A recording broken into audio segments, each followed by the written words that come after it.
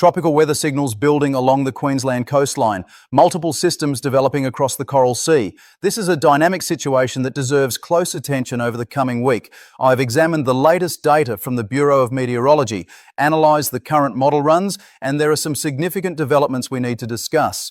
This affects a broad area from the far north right down through South East Queensland. Let's start with what is happening right now. Across much of Queensland, conditions have been warm and humid. Townsville saw 30 degrees this morning with 85% humidity. That is typical monsoon season conditions, but it's been particularly sticky.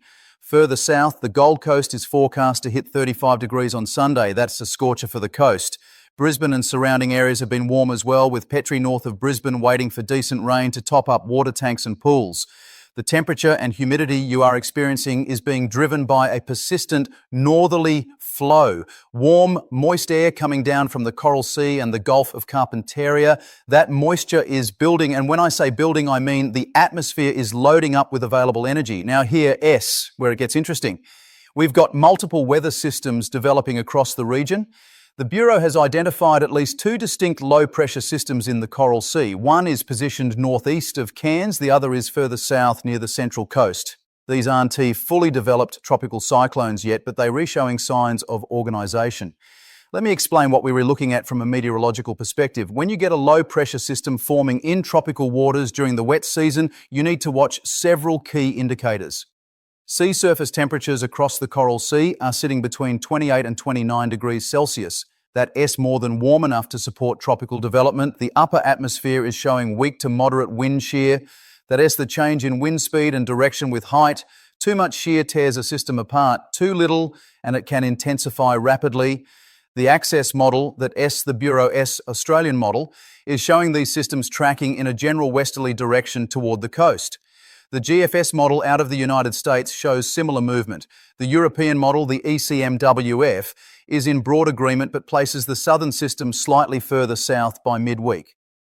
What does this mean for Queensland? It means we're re-looking at increased rainfall, potentially heavy at times, strong winds and rough seas along the coast.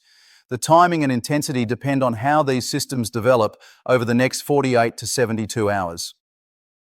For those in far north Queensland, from Cooktown down through Cairns to Townsville, the northern system is your primary concern. Current guidance suggests this low could bring widespread rain areas from Tuesday into Wednesday. We're re-talking rainfall totals potentially exceeding 100 millimetres in some locations. Coastal areas and ranges could see significantly more if thunderstorm activity develops along convergence zones. Townsville, you copped lightning strikes on Saturday that knocked out power in some suburbs. That is the kind of atmospheric instability we are dealing with. When you get transformers exploding from lightning hits, that tells you there's serious energy in the atmosphere. That pattern continues this week, possibly intensifying. The question I've seen raised is whether these lows could strengthen enough to drag heaps of moisture and produce heavy rain in areas like Townsville. The answer is yes, it is certainly possible. Tropical lows, even if they don't reach cyclone strength, can still produce significant rainfall. We saw this pattern repeatedly during the 2022 floods. Systems that stayed below cyclone intensity still dumped 200 to 300 millimetres in 24 hours across parts of southeast Queensland and northern New South Wales. The key factor to watch is the level of organisation. If either of these systems develops a well-defined circulation with sustained winds reaching 63 kilometres per hour, the Bureau will classify it as a tropical cyclone and issue the appropriate warnings. Even if they don't reach that threshold, they can still bring substantial impacts. Now let us talk about southeast Queensland. Brisbane, Gold Coast, Sunshine Coast and surrounding areas, the southern low is tracking toward your region. Current modelling suggests this system arrives Monday night into Tuesday. Some of you remember the November storm. That was intense. Strong winds, heavy rain, power outages across the region. There's concern about whether Monday's system could produce similar conditions. Here is my assessment based on current data. The November storm was driven by a different meteorological setup. That was an east coast low that rapidly intensified due to a sharp temperature gradient and strong upper level support. What we're re-looking at now is a tropical low forming in warmer waters. The dynamics are different. However, that doesn't mean it's not significant. Wind shear is a critical factor for Monday. Right now, shear values are moderate across South East Queensland. If shear increases as the system approaches, it disrupts the structure and limits intensification. If shear decreases or remains weak, the system could organise more effectively. Based on the ensemble guidance, ID say there's a 40 to 50% chance that shear increases enough to limit the system's strength. But that's not a certainty. We need to monitor this closely over the next 36 hours. The rainfall potential for southeast Queensland is significant regardless of how organised the low becomes. The atmosphere is saturated, dew points are running in the low to mid-20s. That's tropical moisture.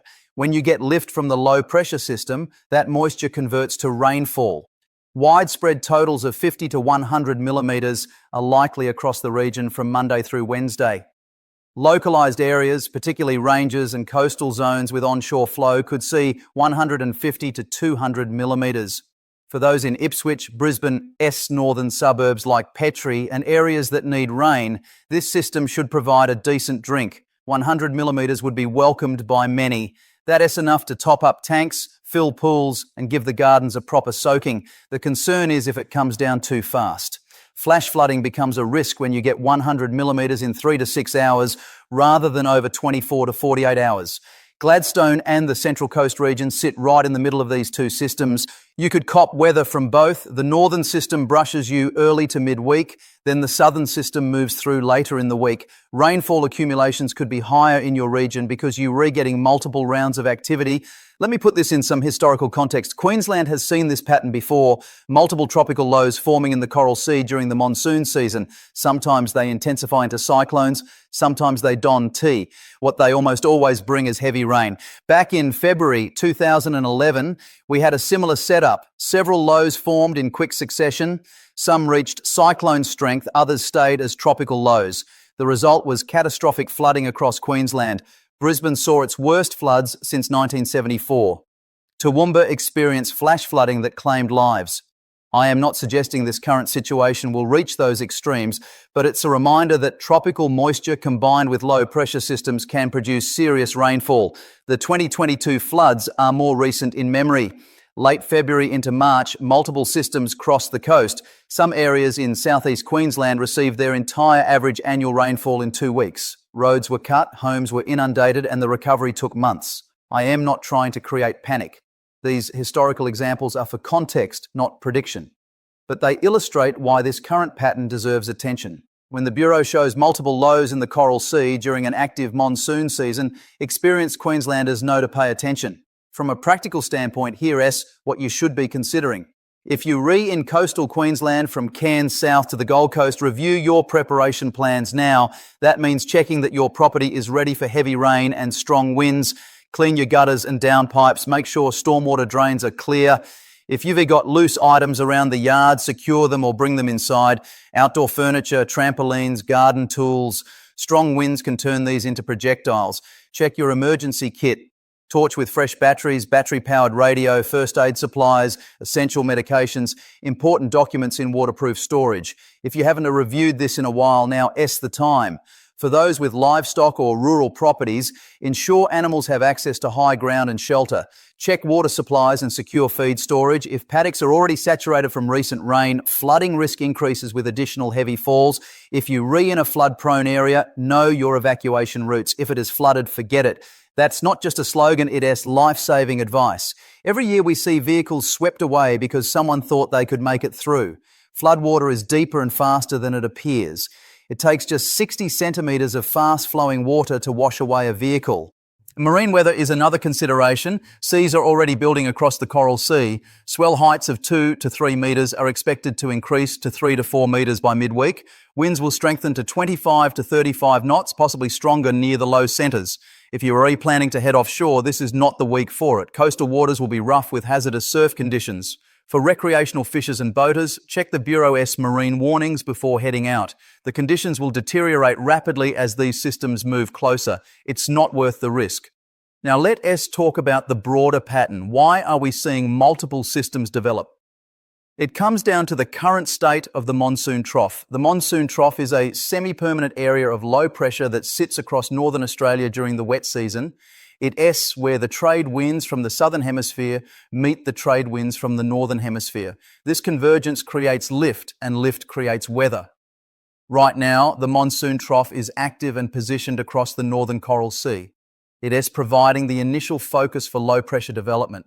Tropical waves, disturbances in the wind field are moving along this trough. When conditions are right, these waves can develop into tropical lows or cyclones.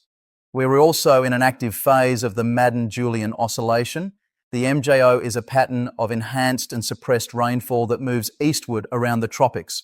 When the enhanced phase is over the Australian region, it increases the likelihood of tropical cyclone development. That S where we are now. The other factor is sea surface temperatures. The Coral Sea is warmer than average for this time of year. That extra warmth provides additional energy for any developing systems. It is like adding fuel to a fire. The warmer the water, the more energy available for intensification. What about the rest of the week? Beyond the immediate systems we've discussed, the long-range guidance shows the monsoon trough remaining active through late January into early February. That means the potential for additional systems to develop. This isn't a one-off event, it is part of a broader active pattern. For those in southern Queensland and northern New South Wales, you are on the periphery of this tropical activity. You'll see increased cloud, showers and thunderstorms as moisture streams southward. Temperatures will be warm and humid. The 35-degree forecast for the Gold Coast on Sunday is just the start. Expect similar heat to persist through early next week before any cooling occurs with the rain. There's also been significant space weather activity. The solar storm that produced the aurora visible from parts of Queensland is a separate phenomenon, but it is worth mentioning because it affects satellite communications and navigation systems.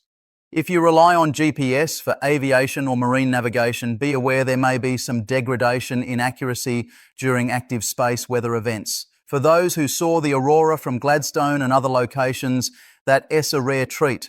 The photographs capturing the green and red hues are stunning. It is a reminder that weather isn't just what happens in our atmosphere. The sun's activity influences Earth in ways we're still studying. Back to the immediate forecast. Monday is your key day for South East Queensland. The system approaches from the east. Rain develops during the day, becoming heavier and more widespread Monday night into Tuesday.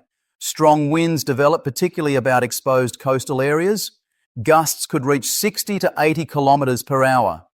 That S strong enough to bring down branches and cause power interruptions. Tuesday continues wet and windy. The low centre crosses the coast or moves parallel to it. Exact track determines which areas see the heaviest rain. If it crosses north of Brisbane, the heaviest falls will be in the Wide Bay and Sunshine Coast. If it tracks further south, Brisbane and the Gold Coast cop the worst of it. Wednesday sees the system moving inland and weakening. Rain eases to showers, winds decrease, but it will take time for floodwaters to recede if we've had significant falls. For far north Queensland and the northern system, Tuesday into Wednesday is your period of most significant weather. Rain, possibly heavy, thunderstorms likely, winds strengthening, seas rough. By Thursday and Friday, both systems should have weakened or moved inland. Conditions gradually improve, but remember the monsoon trough remains active. We could see additional development over the following weekend or into early February. The Bureau will continue updating their warnings and watches. Pay attention to severe weather warnings, severe thunderstorm warnings, and flood watches. These provide the most current information as the situation develops. If you're in an area under a watch or warning, take it seriously. The Bureau doesn't issue these lightly. They rebased on observed conditions and forecast expectations. A watch means conditions are favourable for severe weather to develop. A warning means severe weather is occurring or imminent. Uncertainty remains in this forecast. Tropical systems are notoriously difficult to predict beyond 3 days. Small changes in steering currents can result in significant changes to track and intensity. What looks like a direct hit can veer off at the last minute, or a system forecast to stay offshore can suddenly turn toward the coast. That's why continuous monitoring is essential. Check the Bureau's website at least twice daily. Morning and evening updates will give you the latest model runs and any changes to the forecast. For those asking about wind shear and whether it will increase, the honest answer is we won't know with certainty until we read closer to the event. The models show various scenarios. Some runs increase shear, others maintain or decrease it. The ensemble mean that S, the average of all model runs, suggests moderate shear. but individual members of the ensemble show everything from weak to strong shear. This is why forecasting tropical systems is as much art as science. You look at the models, you look at the current observations, you apply your understanding of atmospheric dynamics, and you make your best assessment. But you also acknowledge the uncertainty. One thing I can say with confidence is that Queensland is in for a wet week. Whether that manageable rain or problematic flooding depends on intensity and duration. Whether we see cyclone development or just tropical lows depends on how these systems organise. Stay informed, be prepared, don't panic, but don't be complacent either. You've lived through Queensland wet seasons before. You know how quickly conditions can change. You know that 200 millimetres of rain in the wrong place at the wrong time can cause serious problems. For those on rural properties dealing with already saturated ground, this additional rain could push things over the edge. Monitor your local creek levels. Have a plan if you need to move livestock or equipment to higher ground. For those in urban areas, check your insurance coverage. Make sure you understand what S covered and what S not. Document your property S condition before the weather arrives. If you do suffer damage, that documentation is valuable for claims. The next 72 hours are critical for watching how these systems develop. By Thursday, we'll have a much clearer picture of what actually occurred versus what was forecast. Until then, it's a monitoring situation. I'll continue tracking these systems and providing updates as the situation develops. The Bureau's Tropical Cyclone Outlook page has excellent graphics showing the current position and forecast track of any systems they're re-monitoring. The satellite imagery is updated every 10 minutes, so you can watch these lows in near real time. This is an active and potentially significant weather pattern for Queensland. Not the time to let your guard down, not the time to ignore the forecasts, but also not the time to panic. Just be aware, be prepared, and stay informed. For those who've experienced flooding before, you know the drill. For those who haven't, listen to those who have. This isn't about fear. It's about respect for what tropical moisture combined with low pressure systems can produce. Queensland knows this better than most. Check the Bureau of Meteorology for the latest updates.